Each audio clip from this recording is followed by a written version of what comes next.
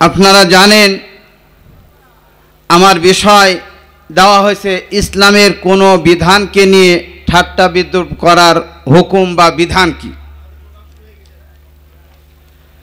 এবছর কনফারেন্সের প্রতিপাদ্য বিষয় দেওয়া হয়েছে আকীদা এবং মানহাজ। আকীদা বলতে বিশ্বাস, মতাদর্শ, ধর্মমত, আর মানহাজ বলতে পথ, পন্থা, পদ্ধতি, পাঠক্রম, সিলেবাস এবং কারিকুলাম। এই পদ্ধতিটা কাদের? এটা হলো আহলুস সালাফ, অর্থাৎ পূর্ববর্তী রাসূলুল্লাহ সাল্লাল্লাহু আলাইহি সাল্লাম এবং পরবর্তী সাহাবে একরাম, তাবিঈ এবং তাবিঈন এবং এদেরই যারা অনুসরণ করে আসতেছে তাদেরই এই আকীদা এবং মানহাজ। যে মানহাজ ও সিলেবাস নিয়ে আহলুল হাদিসরা পথ পাড়ি দিচ্ছেন এবং এই পথেই মানুষকে দাওয়াত এবং আহ্বান করে আসতেছেন।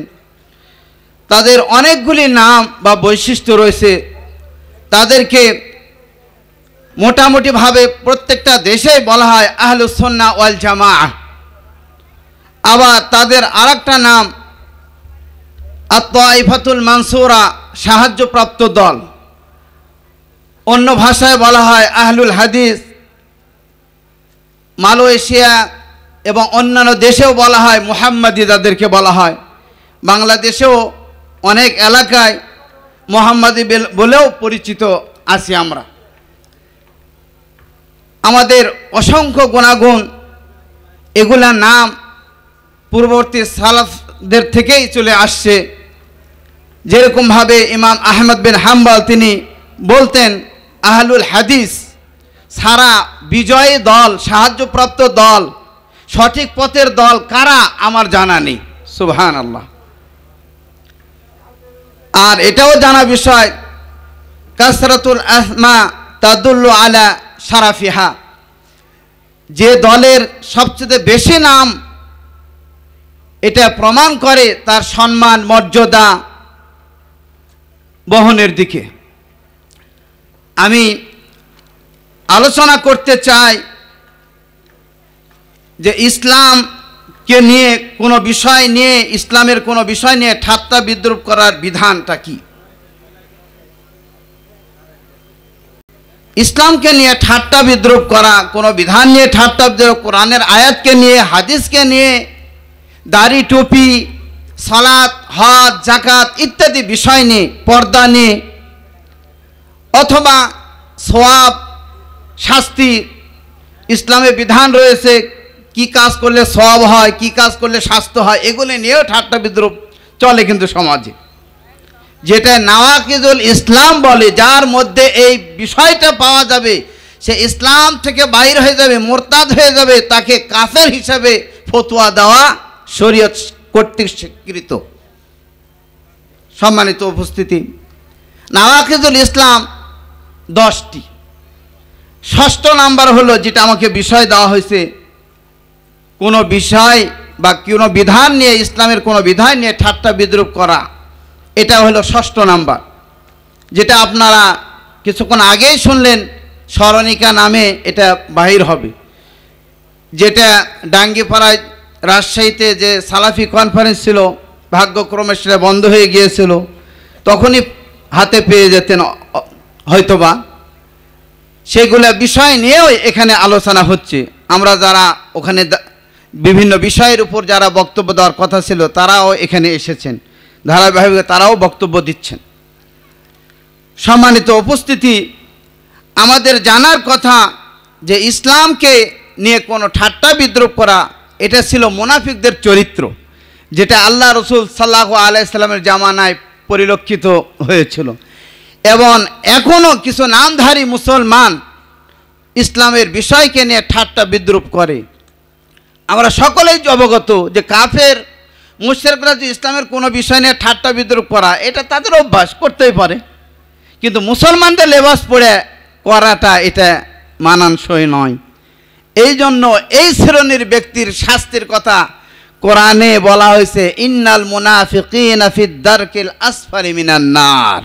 যারা মুনাফিক তাদের শাস্তি হবে জাহান্নামের সবচেয়ে কঠোর এবং সবচেয়ে জঘন্যতম শাস্তি তারা পাবে।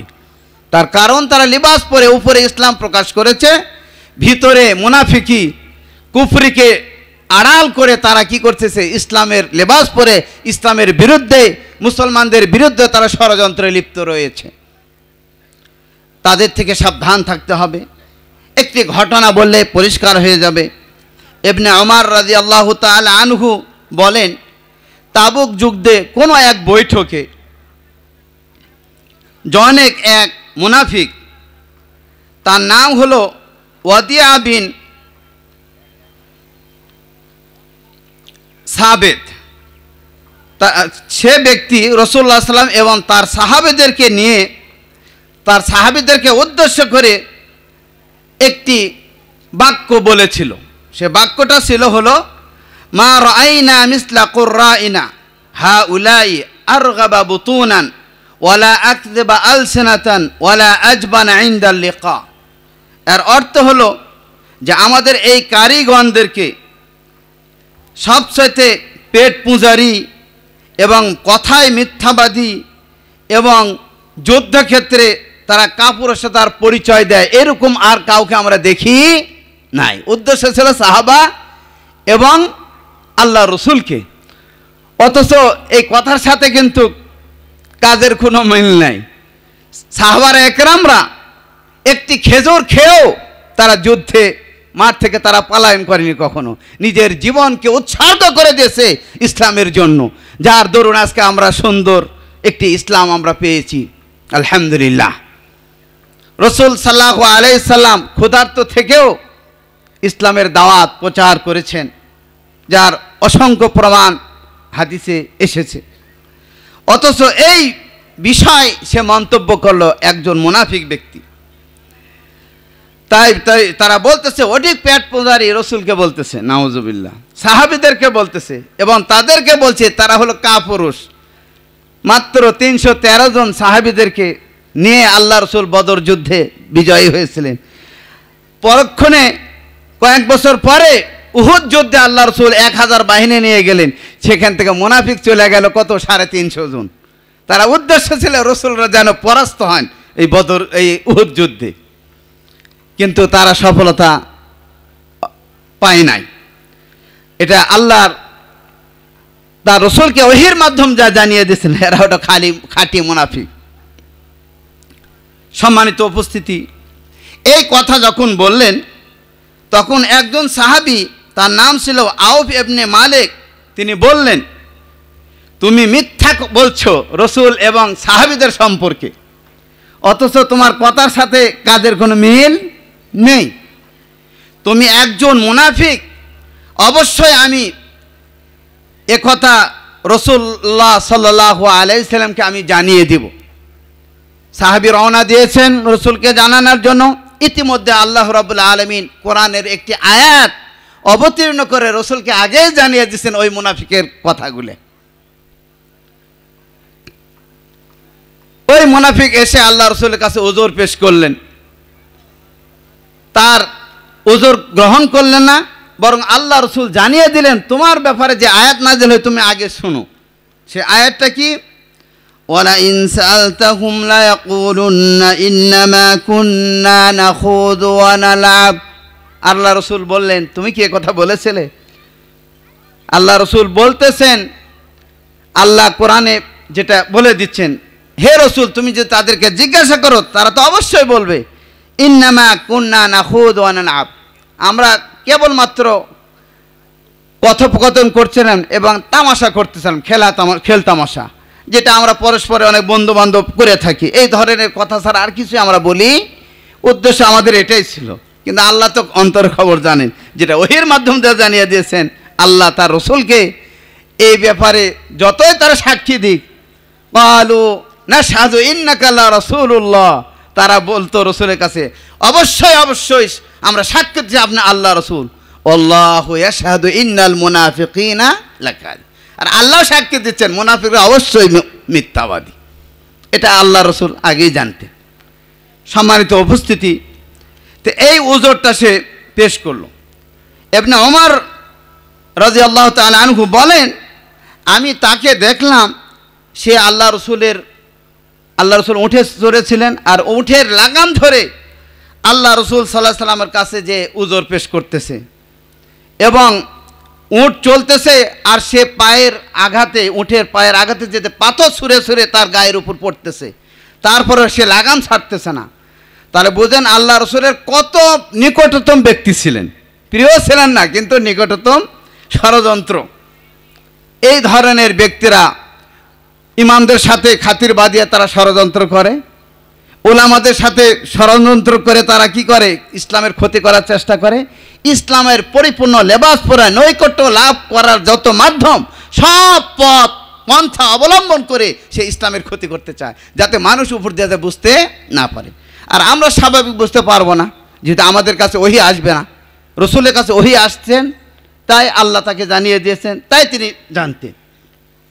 সম্মানিত উপস্থিতি, তখন আল্লাহ রসুল সাল্লাল্লাহু আলাইহি সাল্লাম তাকে বললেন যে তুমি এই কথা বলছিলে? তখন সে ওই একই উত্তর দিল, আমরা শুধু পথের ক্লান্তি দূর করার জন্য যে সমস্ত কথাবার্তা বলা হয়ে থাকে তাই আমরা বলেছিলাম। অনেক সময় আমরা কবিতা আবৃত্তি করি, বন্ধু সম্পর্কে অনেক মন্তব্য করি, করতে করতে আমরা পথ চলি, গল্প গুজব কিচ্ছা কাহিনী বলতে বলতে। তো এই ধরনের কথাবার্তায় আমরা বলছিলাম যাতে আমাদের পথটা অতিক্রম হয়ে যায়, ক্লান্তি দূর হয়ে যায়। তখন আল্লাহ রাব্বুল আলামিন আয়াত নাযিল করে রাসূলকে জানিয়ে দেয়, কুল, হে নবী তুমি বলো, আবিল্লাহি ওয়া আয়াতিহি ওয়া রাসূলিহি কুনতুম তাস্তাহজিউন, হে নবী তুমি বলে দাও তোমরা আল্লাহ এবং তার আয়াত এবং তার রসুলকে নিয়ে তোমরা ঠাট্টা বিদ্রুপ করো। আর কোনো বিষয় পাও নাই আমাদের সামনে মন্তব্য করতে? আরও তো অনেক বিষয় আছে, রাস্তার ক্লান্তি দূর করার জন্য অনেক কাহিনী আছে, অনেক গল্প গুজব আছে, কিন্তু তোমরা আল্লাহ রসুলকে নিয়ে তুমি ঠাট্টা বিদ্রুপ করে তুমি কি বুঝাতে চাচ্ছ? আল্লাহ বললেন, লা তা'তাযিরু ক্বাদ কাফারতুম, রসুল জানিয়ে দিলেন আল্লাহর এই বাণী, লা তা'তাযিরু, কোনো ওযর পেশ করো না, আর কোনো ওযর গ্রহণযোগ্য। ক্বাদ কাফারতুম বা'দা ঈমানিকুম, তোমরা ঈমান আনার পর তোমরা কুফরি করেছো, মানে সে কাফের হয়ে গেছে। তাহলে এই বিষয়টাই বোঝা যাচ্ছে যে কেউ যদি ইসলামকে নিয়ে ঠাট্টা বিদ্রুপ করে তাহলে সে কি হয়ে যাবে? কাফের, মুরতাদ হয়ে যাবে। তার শাস্তি শরীয়তের বিধান হলো তাকে তওবা পড়ার জন্য তাকে ডাকতে হবে। যদি তওবা ইস্তেগফার পড়ে যদি পরিবর্তন হয়ে যায়, খালেস নিয়তে ইখলাসের সাথে তওবা পড়ে গ্রহণযোগ্য হবে, শরীয়তে আবার সে মুসলমানদের মতোই হয়ে যাবে। তাই আল্লাহ বলছেন, ইয়া আইয়ুহাল্লাযীনা আমানু আমিনু, হে ঈমানদারগণ তোমরা ঈমান আনো, মানে ঈমান নবায়ন করতে হবে তাকে। আগের যে কালেমা পড়েছিল ওই কালেমা তার জন্য যথেষ্ট নয়, তার কারণ সকল আমল তার বাতিল হয়ে গেছে, এখন নতুনভাবে তাকে ঈমান আনয়ন করতে হবে।